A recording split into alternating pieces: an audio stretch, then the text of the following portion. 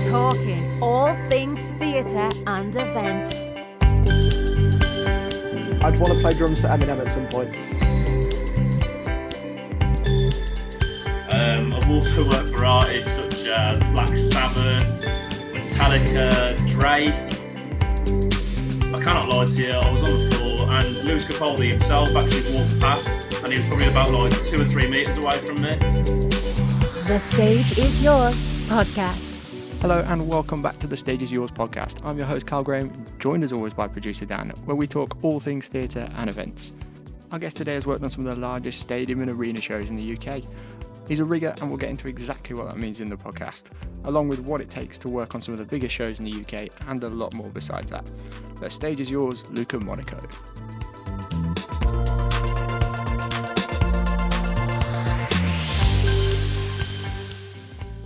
Hey, how you doing, man? Welcome to the podcast.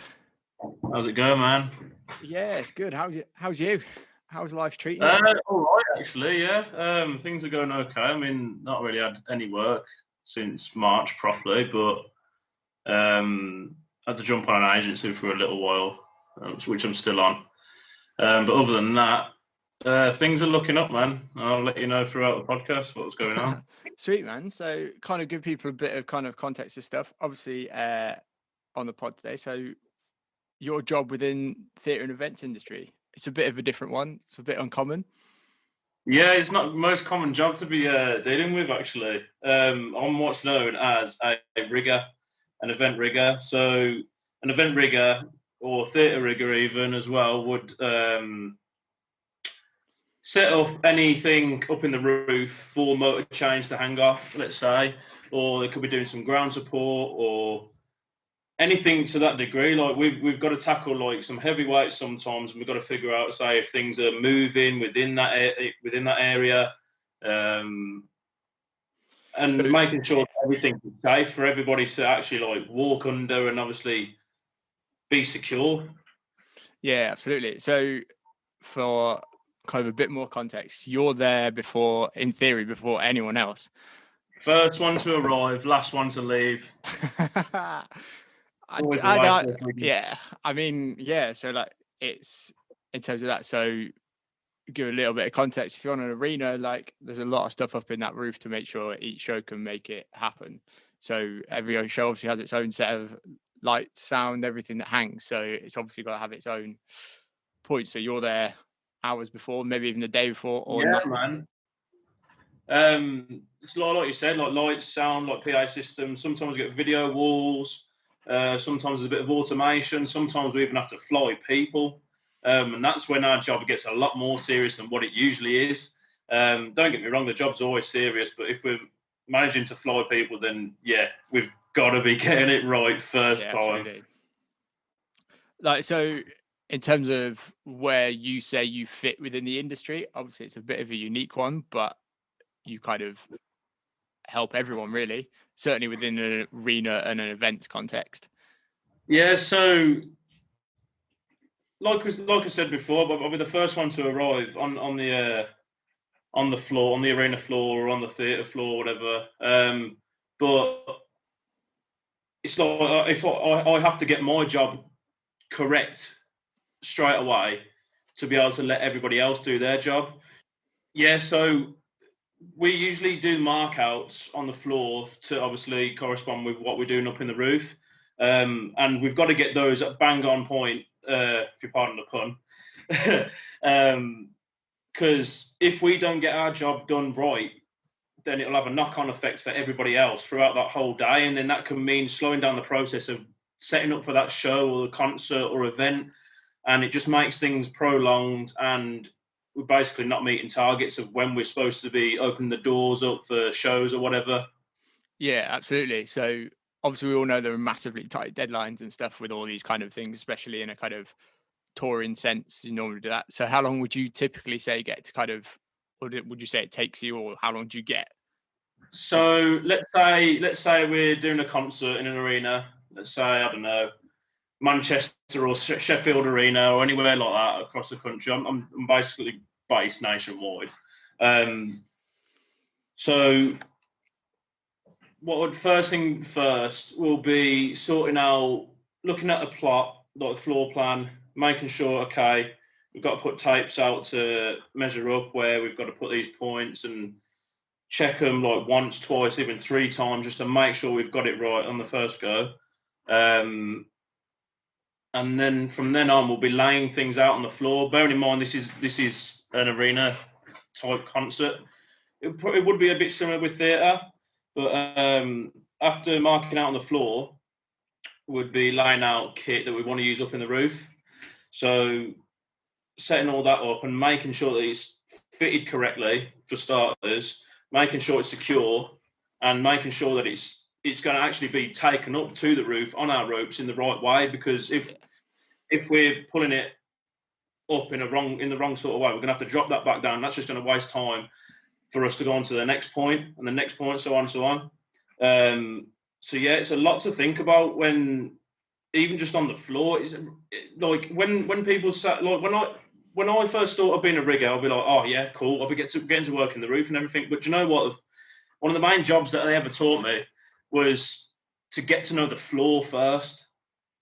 Because if you don't know the floor, you're not going to know and understand what it's going to be like when you actually go up to the top, into the roofs, and actually have to pull those points. Because once you're up there and you're having to mess about and dick about with shit that's going wrong from what's happened on the floor, it's not going to be good. We're going to be very angry and frustrated because we're going to have to drop it back in again and then do the same processing and then wait. And it's just like, no, we don't want to be doing that, because when we're doing our job, don't get me wrong, we're going to do it to the highest of standards, keep it as safe as possible, but we want to go in and get out as soon as possible to let everybody else do their job.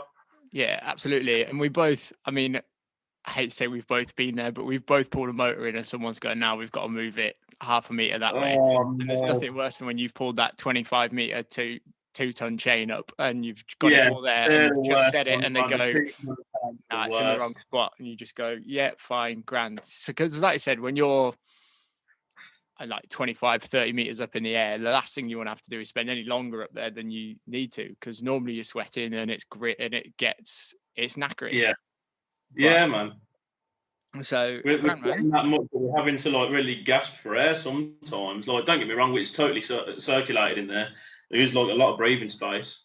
But yeah, if we're having to pull all those points up and then at the last minute somebody's saying, oh, we need it another meter across stage right or whatever, it's just like, oh, for Christ's sake, are you really making us do that after all of that work?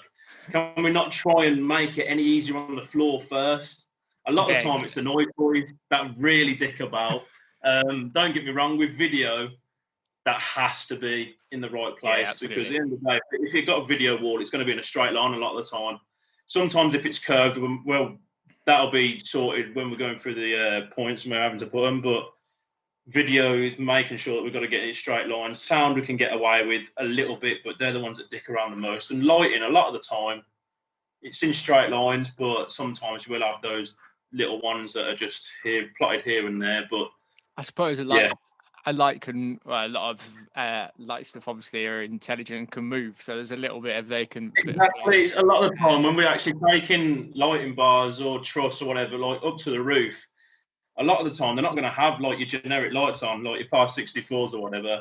It's going to have like moving headlights, so we're not going to have to mess about with moving points like LX wise around.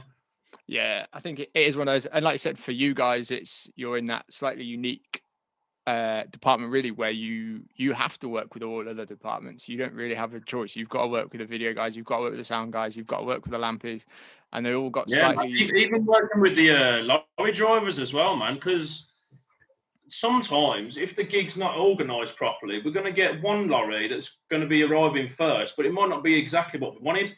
When it comes to a loading, if the organisers have organised the lorries properly, they'll send the rigging kit first, always, and make sure that comes in onto the floor first, whether it's in theatre or the arenas or anywhere for that matter. Because if we're having to wait for trucks to come in and unload rigging kit and tackle and motors and everything, it's just, yeah, it's just not something nice for us. Like, it's just making the whole day go that much longer. Yeah, exactly. Simple thing is you only want to do everything once and handle everything once. You don't want to have to do everything twice. So Cool. Absolutely, man. I've always been told from somebody wise, actually, sorry for interrupting, That's right. 3 rules that I live by, and it's not just down to rigging. And so 3 very important rules, and to anybody who's listening, I would highly recommend to take them on. First rule is get it right first time.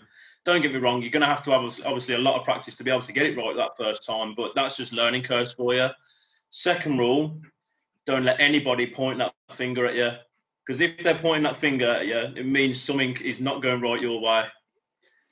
But third, most important rule that out of the 3 of them is definitely take pride in your work and take pride in what you do, because if you don't take pride in what you do, then what's it worth? Why is it worth? What's it worth to you? Like, if you haven't got any pride towards it, then it becomes a burden. Like, it becomes a job. And I've never seen rigging as a job. Don't get me wrong.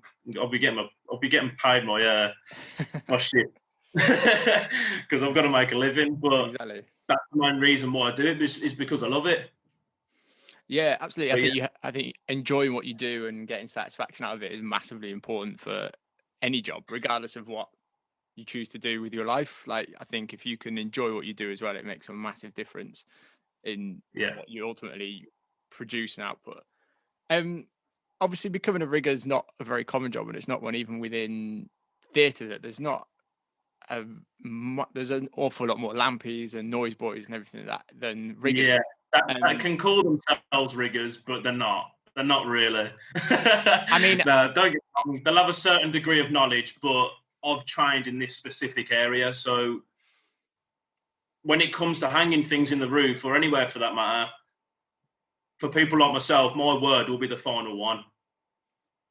Yeah, absolutely. And that kind of brings me on to what I want to talk to next, is like kind of those steps of looking to be a rigger. Like, as I've done a few bits and pieces, but I would never do anything on the scale that obviously you're doing or anything like that. And like you said, theatre rigging has some differences. It's similar, but it does have its differences when it comes to theatre and events. But yeah, go on. So I was just gonna say, like, so those kind of steps that you went through to become a rigger, kind of where did it even? I mean, you know where it started. Obviously, that's where you became an interest. But obviously, getting that. So I started looking into becoming a rigger, funnily enough, when Callum and I were in doing the Edinburgh Fringe Festival in 2016, I think it was. I think that was the first one I did. Sounds about right. And I started looking into it just after we finished there, which was like probably one of the best 6 weeks of my life. It might have only been a short 6 weeks, but wow, what an experience that I'd definitely recommend to get anybody on. So don't get me wrong, I wasn't rigging back then. I was doing more techie work. But it gave me that little step forward of what I wanted to do. After leaving Greenside for that year, for the Edinburgh Fringe Festival, I came back with literally nothing back home. And in the meantime, I got a bar job. I was just doing what I could. And I was looking up apprenticeships in rigging. And the apprenticeship that I actually jumped on was a Trailblazer apprenticeship, so it had never been done before. And it was with the NEC group, working with event services and the NEC rigging. And if I didn't take that opportunity, I don't know where I would be right now in terms of a rigging career. I don't know if I would have actually carried on with it, but that was my big break in getting that apprenticeship. And don't get me wrong, I worked my arse off for those 2.5, 3 years. The amount of hours I did for that company was ridiculous. But that comes with part of the job. Like, this sort of line of work, sometimes you're not getting the greatest amounts of sleep, and we're still having to work non-stop around the clock. But yeah, that was the way I got into rigging world, was through the Trailblazer apprenticeship. Nice, man. I did an apprenticeship as well, but mine certainly didn't last 2.5 years. Let's put it that way. But I think it's something that a lot of people hear about, certainly within the industry, but necessarily don't know how to go into it and about it. Yeah, it is a tricky sort of part of the industry to actually get into. Like, a lot of the time I found out as I was doing my apprenticeship, and even after I did my apprenticeship, when I went self-employed, A lot of the guys are still trying to go for their NRC, and a lot of the time you'll find people who want to go for rigging jobs, they'll start off right at the bottom of the pecking order. And don't get me wrong, it doesn't seem the nicest to say, but at the same time, local crew are one of the most important parts of events and theatre industry ever. Those guys work their arses off. I mean, I say I worked my arse off doing that apprenticeship for 2.5, 3 years, but these guys have been doing it for years, non-stop, and honestly, nicest bunch of people you'll ever meet. Like, people from different types of backgrounds, guys, girls, young adults as well. Like, obviously not under 18, because you're not allowed to be under 18 years old without supervision on an event floor, just because obviously we're under CDM regulations. But yeah, the local crew guys, they work their asses off, but that was a way of getting in. Like, they started off from the bottom at local crew, and then if they knew someone, they said, okay, and how would you help me get to this level and try and get onto rigging, and then learn different things off some people, and then do obviously their research, and then hopefully try and get onto what is known as the National Rigging Certificate, which is what I went for after doing during my apprenticeship. Actually, that's what I was working to, and that NRC card allows me now to work nationwide, and to a degree, like, overseas as well, but it depends on what the events are. Like, obviously a lot of time in America you have to be in like what they call like America is very much American unions and trade unions. That's the word I'm trying to find. It's a lot more unionized, but here in the UK it's NRC. Like, if you have your NRC, then you are nationally recognized as a qualified rigger, and you do know what you're doing. Don't get me wrong, like, that comes with experience as well. Like, you can't just say you've become a rigger by doing a 2-day course down at Total Fabrications, like in Digbeth. Like, you obviously have to go through your NRC qualification, and even after that, you can't really call yourself a rigger until after you've actually been getting yourself out there and doing these jobs. Yeah, absolutely. I think it puts the importance on the job that you do, really. The fact that pretty much to get any work as a out and out rigger, you have to have a nationally recognised qualification for it, being your NRC. Man, definitely. So I think that's absolutely kind of shows that. So, kind of moving things along a bit, obviously we're all in a somewhat crazy old situation right now. None of us have really done a huge amount of work since kind of... It is killing me inside having to not work as much, because, like I said earlier, I love this job. I love the industry. Like, it's brought me so many different people from different walks of life and different friends and different connections. And you know what? A lot of the time when I do go to work, it is a socialising part of my life as well, because I've spent a lot of hours with certain people, and to not see them for so long, it isn't the nicest feeling ever. It really isn't. I can't lie when I say I do miss the guys that I work with, guys and girls, like anyone and everyone. Like, I do miss everybody, because that's a part of the job. It's that camaraderie. We're all working towards that same thing. But yeah, man, it really has taken its toll. Yeah, I think it's certainly been tough for everyone within the industry, and absolutely echo what you say in that you have colleagues. I think a lot of people agree with that, but I would say that you develop friendships and relationships working in this industry that go that little bit further. Like, at 5 o'clock in the morning on a Saturday night, on a Sunday morning, having worked for the last 10 hours or whatever, that you just develop a different kind of friendship at that kind of level. And it's definitely, you can definitely say it's a unique type of relationship that we have with our colleagues.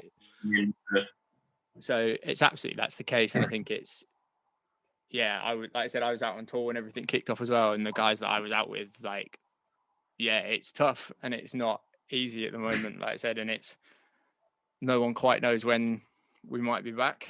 Hopefully sooner rather than later. But I'm hoping probably around about April time. I'm really hoping, but it's one of them. I can't put a stamp on that, because it's down to like, let's say the government, for example, having to like actually allow these events. It's not exactly Absolutely. what's happening within that space of when the event is happening. I believe it's what's happening before and after, and policing people in a certain way, like to go in one way and then come out of the other way, like from a theatre or an arena.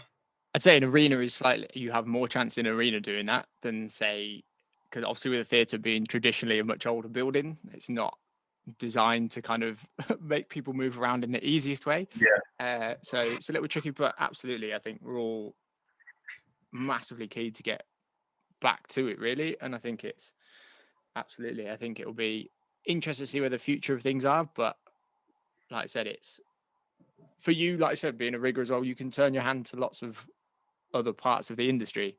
You're not just solely reliant on a live show, if you like. So like, it's funny you should say that, because there was a job that I was doing during all of this, actually, for a week, and I was working closely with a good friend, Matt Evans. yeah, He's working at the Hippodrome right now, actually. He's not too sure of his exact role, or the wording of his exact role, but he got me on a job where he needed a cherry picker driver. Don't get me wrong, I wasn't rigging or anything, but I had that skill set of being able to drive a cherry picker. And for you guys that don't know what a cherry picker is, its official name for a cherry picker is a mobile elevated work platform. There's a lot of skill and a lot of hours that you have to spend manoeuvring it. But I worked on a job called B-Side Festival.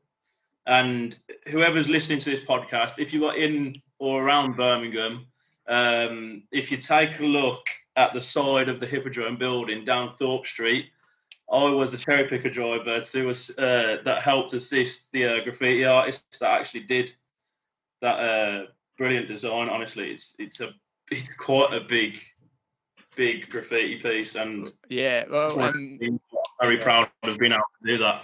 Yeah, Bee Festival's a massive thing in Birmingham. It certainly has been the last few years, where they kind of bring lots of different stuff together. Yeah, I'd love to get Matt on, because I know Matt's done a lot of stuff during lockdown of diversifying what the Hippodrome are doing from obviously what's on stage. And I think that's just testament to the industry, and even yourself in that sense, is finding other ways that you can put your skills to use, really, and kind of find something that we can still try and put something out there for people to see and do. And whether that is, you say it's just driving a cherry picker, but like I said again, it's kind of it's doing that to then facilitate the art that is that graffiti up on the wall. Exactly. It's an odd sentence to say, but graffiti up on the wall. But yeah, exactly. But I think that's kind of where it's at. And don't get me wrong, guys. Just a disclaimer: they did have planning permission for this. This piece. It's not as if we just turned up out of nowhere and they said, "Right, I need you to drive these guys and let them spray whatever." It's fine. It's not illegal. It was for a festival, and they had planning permission. Yeah, absolutely. And I think that's like kind of the way the industry is having to diversify a little bit at the moment. But some things will start to come back, and I imagine it will be kind of exhibitions and kind of possibly arena show stuff that comes back first, just because I'm really hoping the rock and roll side of it does come back into play, because that's the part of the industry I enjoy the most. Don't get me wrong, I'll do theatre jobs, exhibitions, corporate events like conferences, but my true love within the events industry is doing the arena concerts, where I think it's just something different, something special that it's got. I believe it's got that little bit of an edge compared to other parts of the industry. But don't get me wrong, they're all as equal as each other. But that's where my heart lies, is in rock and roll, like doing those sort of gigs. Yeah, absolutely. Mine's theatre, and that's just where it is. I can't. Exactly. Everyone has their own preference. But if you kind of turn around to me and said, "Oh yeah, come and do this gig down at Wembley with me," I'd bite your hand off. I'd be like, "Yeah, sweet, jump at it, let's go do it." But it's just one of those kind of things. It's that comes back to the camaraderie that we were speaking about earlier. Like, we look out for each other. We really do look out for each other. The amount of times where I've had a last minute call. Don't get me wrong, at like 2-3 o'clock in the morning sometimes, to have to be up in, I don't know, Cardiff or Manchester or Nottingham or something that morning. Sometimes the job just comes straight into your lap. There's been times where I helped 2017 Greenside, did I? Just for that first week? Yeah, you came up for a week and just helped us out on that sense. Yeah, it's like then, like I was asked to do that, like back then, and it's like, do you know what? Yeah, even though I was doing my apprenticeship at the time, I still thought, do you know what? I owe it to these guys. They helped me out a lot, and that's one thing that I do want to put on this podcast is definitely owe a lot to your host, Callum Graham. Like, if it's one of them, like I always come back to my roots, man. If Callum didn't give me that opportunity back in 2016 to jump on the Greenside team, I don't know where I would actually be, because that was the start of my journey of where I wanted to go with events and or theatre work, and I chose rigging because I just felt that was the most comfortable for myself. But yeah, if it wasn't for Callum giving me that opportunity, then I don't know what I would be doing. That, mate, like, means a lot to hear you say that and stuff, like, and it's half about what get a little bit of context. Obviously, I'm production manager for a Edinburgh Fringe venue company called Greenside and stuff like that, and we bring up guys from all around all walks of life and things like that,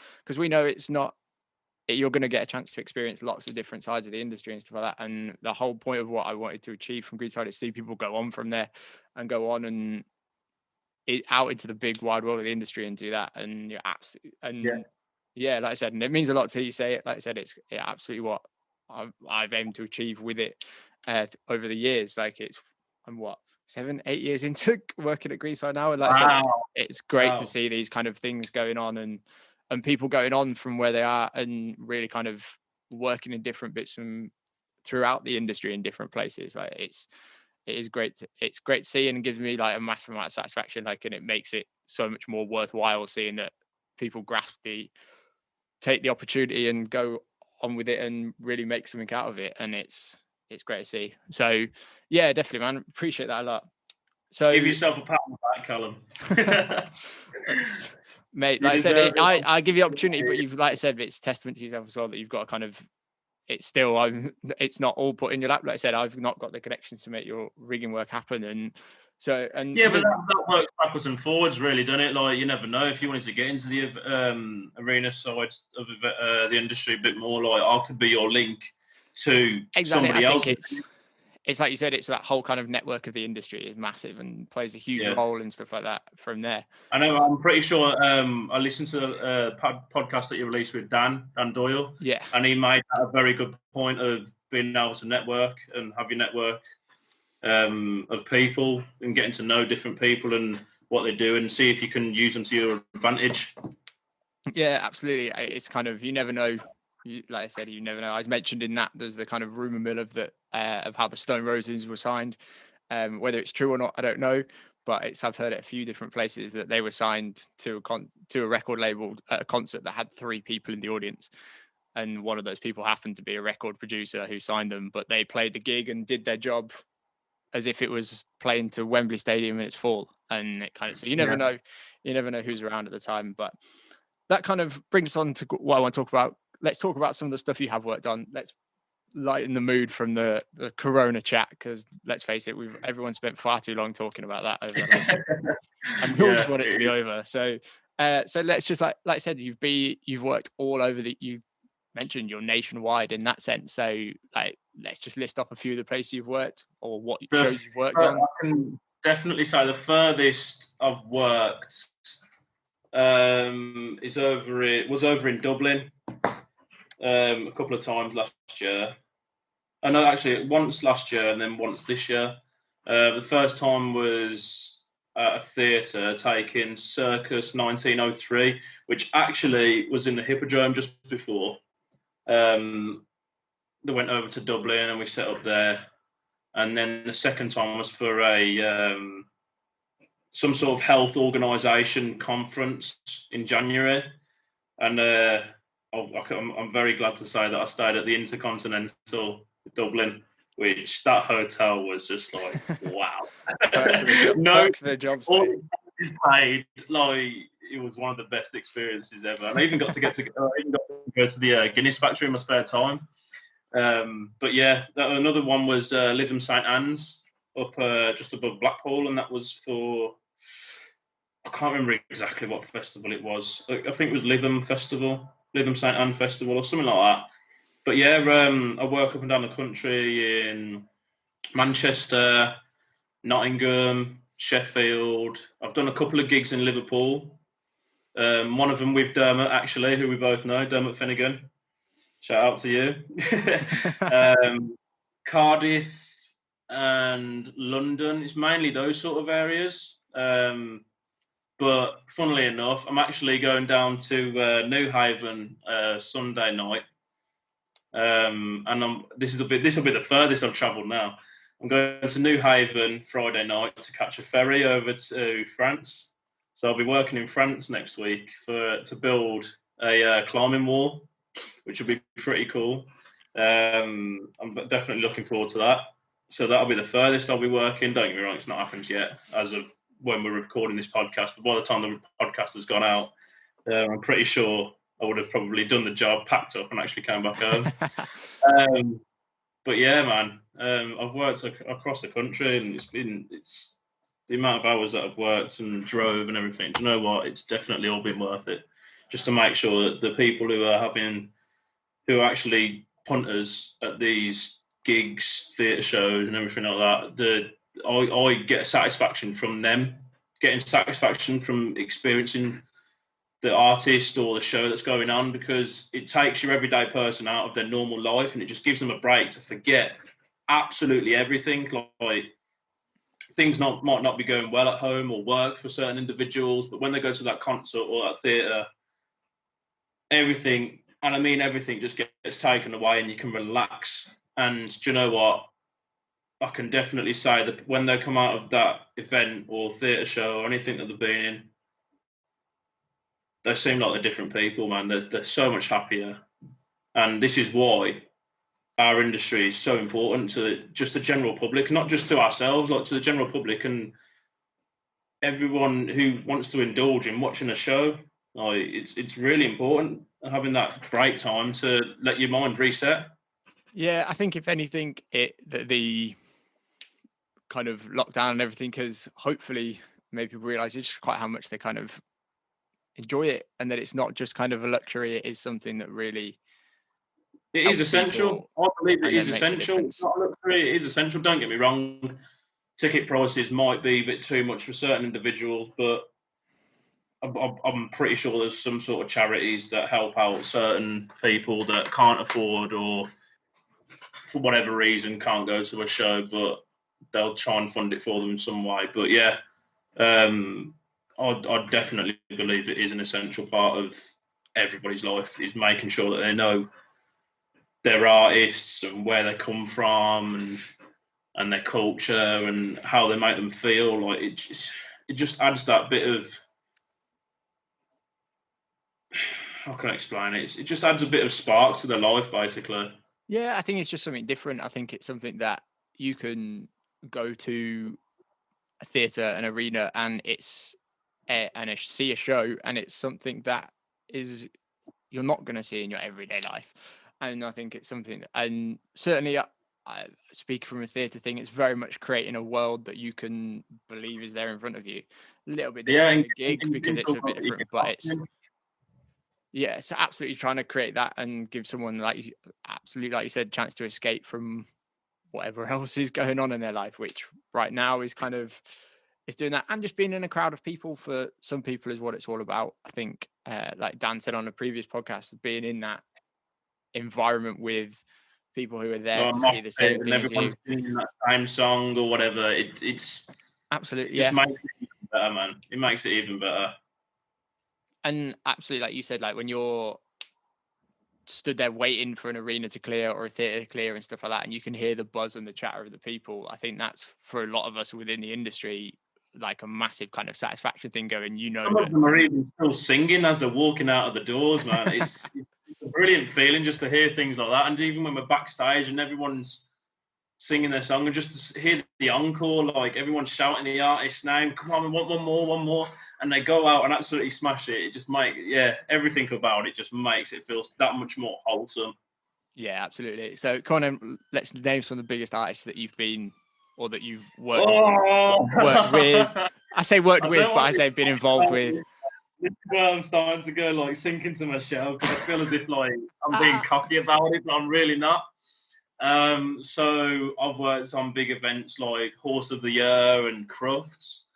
I've also worked for artists such as Black Sabbath, Metallica, Drake, who else? Rita Ora, Queen and Adam Lambert. These are just the big shows, but don't get me wrong, we'll have a lot smaller shows like what's his name now? Who's the DJ that does the Rockefeller Skank? I forgot his name. Fatboy Slim, innit? Fatboy Slim. Yeah. Fatboy Slim's another one. But then you also get the Panto shows, funnily enough, that come into the arenas sometimes, and they're pretty cool to work on. Don't get me wrong, they can be draining sometimes. But yeah, I've worked on some big exhibitions as well, like agricultural sort of events, body power that happens at the NEC most years, obviously not this year. I hope to work on the Arnold Sports Festival when that comes into play, when we could get the go ahead, because Eddie Hall is actually organising that, and I'm a big fan of Eddie Hall. Yeah, man, I've worked for quite a few big names. Like the last gig that I did work on was down in Wembley, and that was for Lewis Capaldi, and I can even remember the date it was. It was the 13th of March, and all I can remember from that was I didn't know it obviously at the time, but that was the last time I'll be working properly, like consistently for a while. But yeah, man, the artists that I've worked for or alongside or whatever, there've been some pretty big names. I've worked over at Floby Night Studios in Redditch actually as well, and there was a couple of times. There was one occasion where I cannot lie to you, I was on the floor and Lewis Capaldi himself actually walked past, and he was probably about like 2 or 3 meters away from me. There was another time when I went up into catering and I came out of the lift, and who do I see? Big Mike himself, Stormzy, right next to me, standing in front of me. Didn't say hello to him because I thought, you know what, keep it professional and everything like that. But yeah, man, I've walked past Stormzy, and one thing I can say, he is a tall guy, man. He is a big bloke, I'm telling you.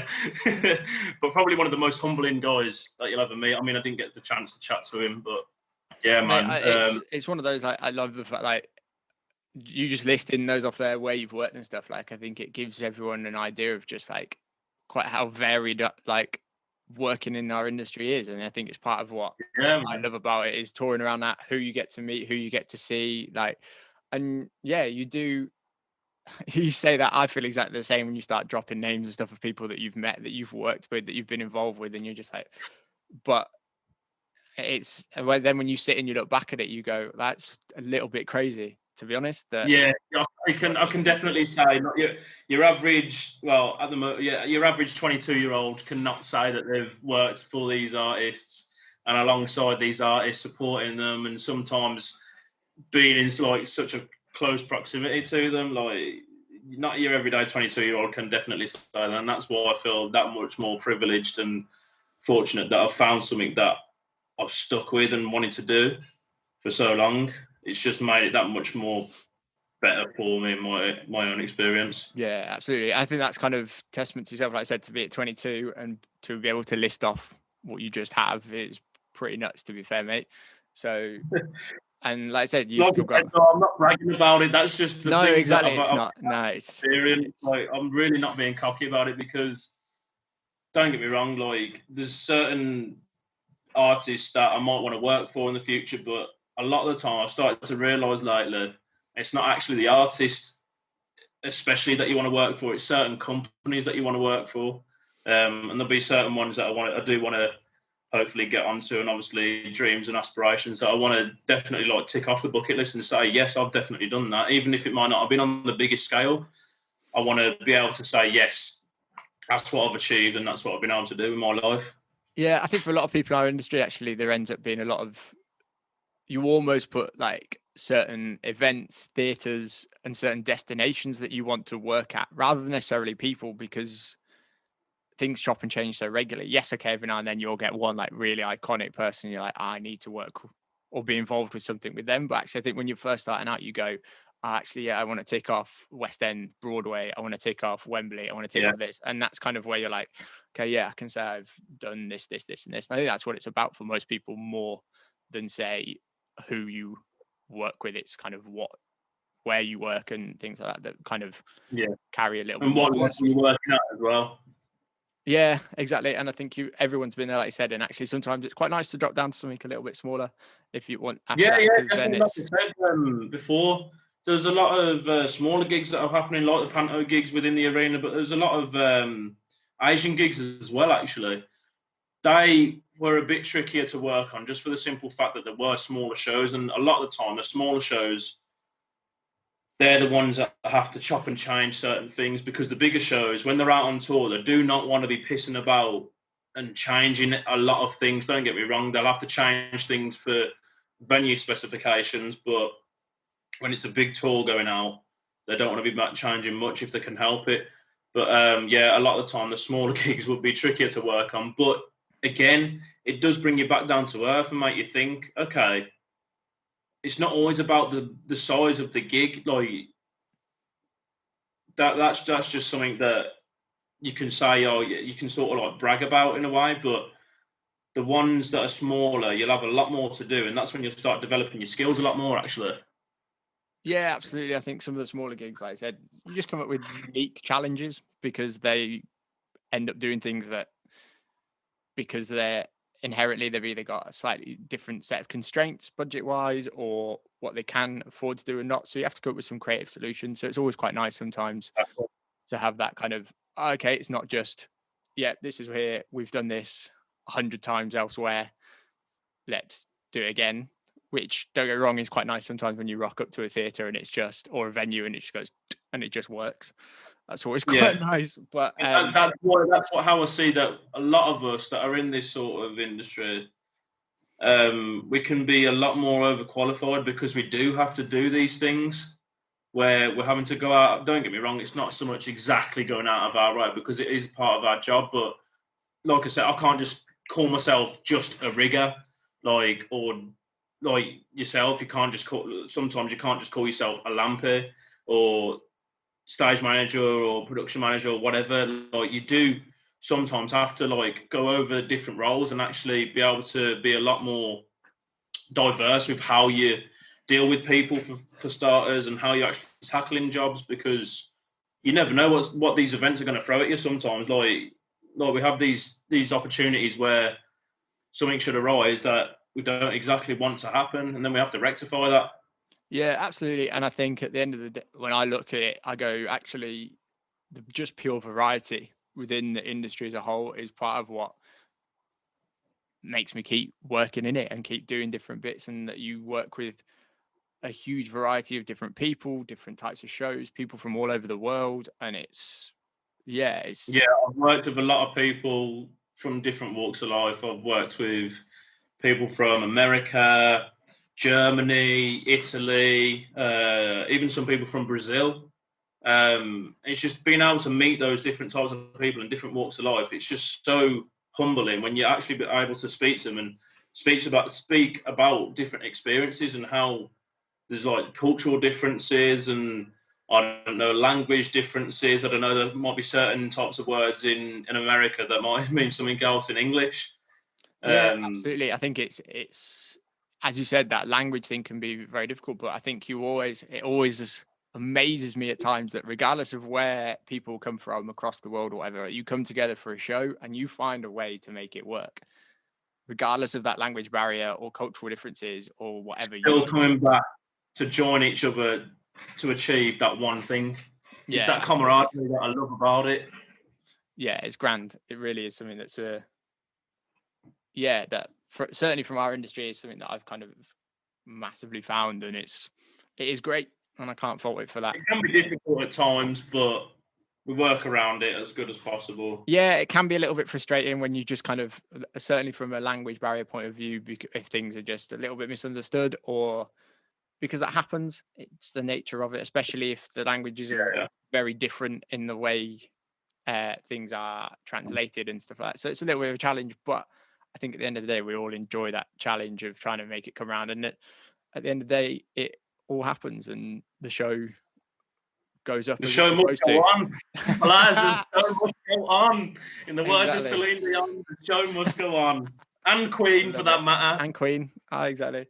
But yeah, I think it's as you said, it's part of what we do the job for, really, is just the massive amount of variety in it.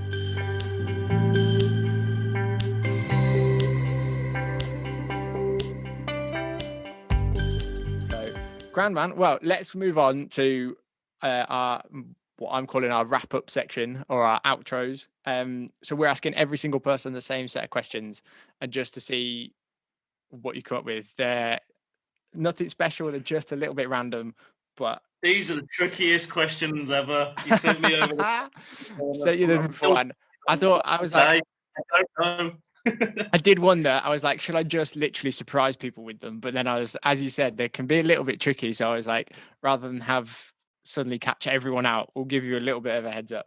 But so let's go. First one, if your dream show gig to work on, be involved with, if you could pick anyone, any show, what would it be? I don't think it would be, like we was talking about earlier, it's not so much always about the artists or the show that's actually going out. But there is two things that I definitely want to achieve, is to be able to get to a certain level where I'm able to actually be the tour rigger of a touring show. That'll be definitely one thing to achieve. And it is a bit far-fetched, but I can still always dream, right? It's to be able to work with a company called Tate Towers. And they are considered one of the best rigging companies in the entire world. Like, don't get me wrong, there might be other companies that are better suited to work for, but I've heard a lot of good things about Tate Towers, and they really, really do pay attention to detail with their kit. But if it was artists, there's that many. I really don't know. It's really tricky. Because my sort of music taste is quite broad. I can like reggae 1 second, and then I could be switching to Drake the next. But then I can listen to classical, and then come back to Iron Maiden or Metallica. Like, it's very broad. So in that case, I don't think I could actually choose a specific artist. No, that's fair enough. It's fair enough. I think I think it could be a little bit tricky. It is what it is. I think it's like you said, it's when you work on a variety of things as well, it just opens your eyes to quite what is out there as well. So that's cool. Yeah. So next one, what's your go-to post-show, post-get out snack? Everyone's got one. What is that one thing that you finish and you just go, yeah, that's it? Well, other than a beer being the obvious one. What I've found is, do you know what? Beer's not actually up there now, funnily enough.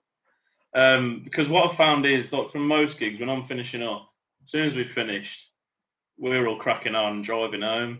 Yeah. A lot of the time, we just want to go flat out and not have to stop. But if I was to stop and grab something to eat, I don't know, it'd probably be like a quick, easy McDonald's trip or something like that. I don't think it would be my go-to food to have. But I think it's just the most convenient, really. Like, when you're on the road, don't get me wrong, it can, at the time, your diet can go up and down with being in this sort of industry, and that can be a tricky part to be able to handle. Yeah. So I try not to have many McDonald's, but I probably will do McDonald's if I'm on my way back from a gig somewhere, unless there is a bar and there is food. Because if there is, then I'll be definitely filling my belly with free food before I'll be getting that McDonald's. I'll tell you that. Perks of the job when it's fully catered.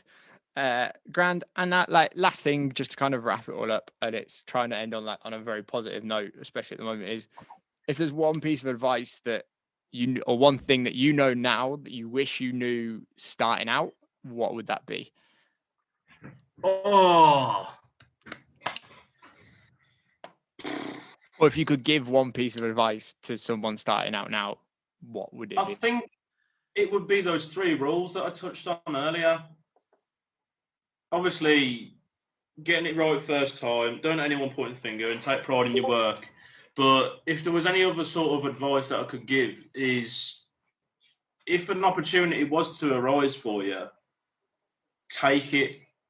Definitely take it, because I think that's what I did when Callum offered a position at Greenside. I took the chance, and look, here's where it's taken me. Like, I might not be going the greatest at the moment, but I am self-employed. I've got my own company that I can gladly say that I own, and I definitely believe if it wasn't for people like Callum giving me that opportunity to do something great with going to Greenside for those 6 weeks, I don't know where I would be. So for me, the biggest bit of advice is, if you get given an opportunity, or you find an opportunity to take something, do it. Don't get me wrong, it has to be the right opportunity, and you got to go right about it the right way. But yeah, definitely take the opportunity while you got it. Like, especially at the moment, like, I'm not really getting much work, and that's why I've took certain jobs on like last minute, and I've just said yes straight away, because I want to get back into that life again, which I once had. Don't get me wrong, it will definitely come back, and we're more than prepared to go back to work, and to make it carry on as back to normal. But yeah, definitely take an opportunity whilst you got it. Yeah, absolutely, mate. I couldn't agree more with that either. And I think that's a testament to yourself. And I would be exactly the same. You jump at any opportunity that arises if you've got the chance to take it and you can make it work. Absolutely take it, mate. It's been a blast. It's been an absolute pleasure. Absolute pleasure. It's brilliant to see you and talk to you properly. Thank you for listening to the Stage Is Yours podcast. Want to know more? Then head over to all of our socials. You can find us at Stage Is Yours Pod, where you can catch a cheeky glimpse at some of our upcoming guests, and subscribe to our YouTube channel to make sure that you never miss an episode. This has been the Stage Is Yours podcast, talking all things theatre and events. Until next time.